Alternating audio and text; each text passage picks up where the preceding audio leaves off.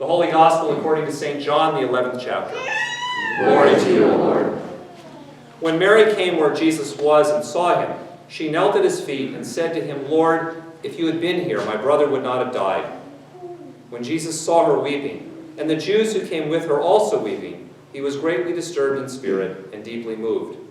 He said, "Where have you laid him?" They said to him, "Lord, come and see." Jesus began to weep. So the Jews said, "See how he loved him."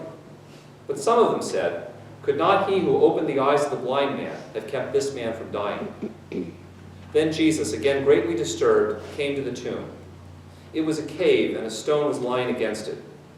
Jesus said, "Take away the stone." Martha, the sister of the dead man, said to him, "Lord, already there is a stench, because he has been dead 4 days."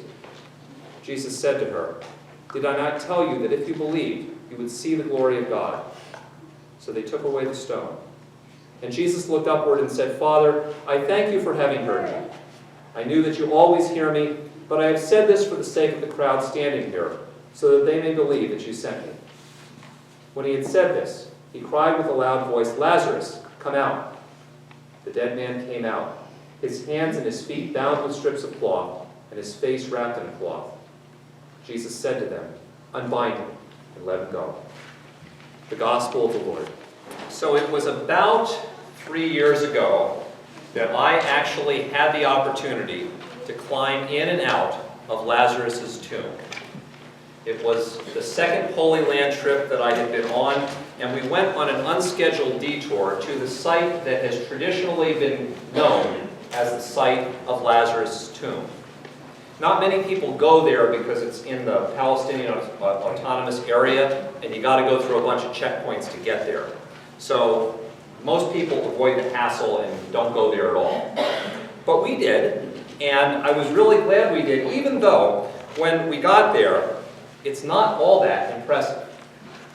It's not all that impressive partly because the original entrance to the tomb, which had a church on it in the 4th, 5th century, centuries ago, was taken down and a mosque was put there, and it blocks the entrance to the tomb. So a bunch of monks carved a bunch of stone steps down through the back of it, so you got to climb down into this little hole in the ground. And when you get there, you find out that most of what had been the tomb had been decorated with all of this gaudy stuff that the Crusaders put up in the 12th century. So it's really hard to figure out what the tomb actually looked like. But you get inside anyway, and you can actually climb in to this little 2-meter square chamber that at least since the 4th century, Christians have thought was the actual tomb of Lazarus. But even if it is actually the tomb of Lazarus, which it could be, because I'll tell people when we're doing the Holy Land trip in 2016, if you go to a site and it looks like it's nothing like what you pictured in your Bible storybooks, it could be the site. If it looks like Disney took over and made it just like you imagined it, it's probably not. So this really could be the place. But even so, it's not really impressive. There's not a whole lot to see. But as I thought about the story of Lazarus being raised from the dead, I thought, Lazarus, he doesn't do anything all that impressive either. I mean, the guy is dead. He's been laying there in the tomb for 4 days, just like any other dead guy.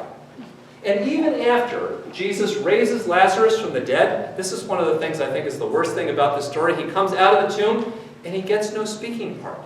You'd think he'd be able to say, I am raised from it. He says nothing. He does nothing. He does absolutely nothing impressive because he's dead, and he can't do anything impressive. So the impressive thing about this story, the thing that makes this story actually a pivotal moment in John's Gospel, is not anything that Lazarus does, but what Jesus does, and how Jesus' power to give life, his own light and glory shine through this guy Lazarus. But when you visit the site today, the site is called, the church that's on the site, there is another church that's built there, it's called the Church of St. Lazarus. But in what sense is Lazarus a saint? Because after all, the guy was dead, he didn't say anything, he didn't do anything. We often think about saints as those people who, moved by God, said and did things that made God's glory and love known in the world. They were the people who used their God-given abilities to do things that made a difference. They were people who, sometimes just by their muddling through, helped others to experience the love and the presence of Jesus. But Lazarus was different. Lazarus was dead. He didn't do anything or say anything, and even after Jesus raised him from the dead, he couldn't even move until people came and unbound him from his grave clothes. And yet, the power and the presence of God was made known to people through him precisely because he was dead. He couldn't contribute anything to the miracle. Nobody could say that he got better partly on his own, or that he wasn't really, really dead. Because 4 days, the point of the 4 days in the story was that people in those days thought that the spirit kind of hovered near the body for about 3 days, and after that it was gone. So there was absolutely no way that he could not be dead. He was not just mostly dead, he was totally dead. He could contribute nothing to it. He could do nothing. And nobody praised Lazarus afterwards for taking the gift of God and doing something impressive with it. Instead, Lazarus was simply a person through whom the pure love and power and presence of God was revealed in a way that could not have happened if he hadn't been dead. People came to see and experience God's power of life over death because of what Jesus did through Lazarus. And in that sense, Lazarus is a saint because he was the conduit through whom others experienced the love and the power and the glory of God. Lazarus had quite literally died to himself. And because of that, God's glory and God's power could be seen through him. And I think maybe that's the best definition of a saint, living or dead. A saint is somebody who's willing to die to self so that Jesus can work in and through them. Sometimes the greatest saints in our lives, some of the people that we're going to remember later in the service and light the candles for them, were people who didn't want to call attention to themselves, who were embarrassed. If you said, "Oh, you have been a great gift of God in my life," they would go, no. They didn't want it. Sometimes they were even people who didn't realize God was working through them. They were kind of dead to themselves, and because of that, God's light and God's love shone through them in a way that didn't happen when we met other people who might have gone, "Yes, watch what a great gift of God I am." So as we think about the saints on All Saints' Day, maybe Lazarus is actually one of the most important examples of what it means to be saints. For all too often, people mess up being conduits of God's love and power and mercy in the world because they get in the way. They get themselves in the way of what Jesus is trying to do through them.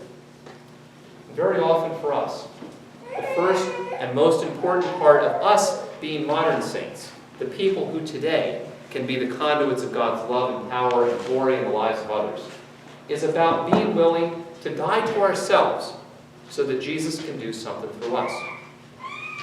And dying to self does not mean we don't try to do God's will or try to be faithful. But very often it does mean that we're willing not to worry about looking good or even smelling good. You know, that was the problem with Lazarus, right? Martha doesn't want to take the stone away from the tomb because she says, "Lord, he stinks." Literally, that's what it says. He stinks. You know, I know for myself that I think when I want to show the glory and the light of God in the world, I keep thinking in the back of my mind it would be so much better if I can make Jesus look good by kind of looking good myself. I want it to be well rehearsed and polished and look like I'm smart and I got it all together. And Lazarus had nothing together. He was bound up. He was dead. He stunk. He probably still stunk as he came out of the tomb. And yet, that may be, in fact, the best way to be able to open yourself up, to be a conduit of God's love and glory, when you really try to just simply get beyond, I don't care if I look good, I sound good, I smell good. Jesus can do something through me, even when I don't think that I'm prepared. Sometimes dying to self also simply means giving up the notion that I gotta find the right words to tell people about Jesus. Because you notice, Lazarus, he gets no speaking part. He continues to get no speaking part too. There's a small section of story right after this one that almost never appears in our lectionary. In fact, I don't think it ever appears in the lectionary, where after Lazarus is raised from the dead, later on, Jesus and his disciples go to Mary and Martha and Lazarus' house, and they have a dinner for him. And it's at that point that they say people were coming to visit and be there at that house because not only did they want to see Jesus, but they wanted to see Lazarus because he had been raised from the dead. And in fact, they say that's how the whole plot started, because the authorities decided they got off Jesus because too many people were believing because Lazarus was raised from the dead. And in fact, they decide they're going to kill Lazarus too. So the poor guy gets raised from the dead and there's a plot to kill him almost immediately. Still, he gets no speaking part. There are no words that Lazarus is actually recorded as saying.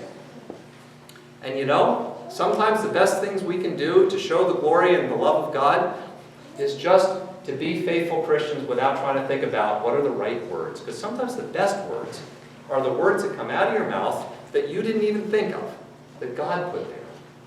Sometimes there are no words at all.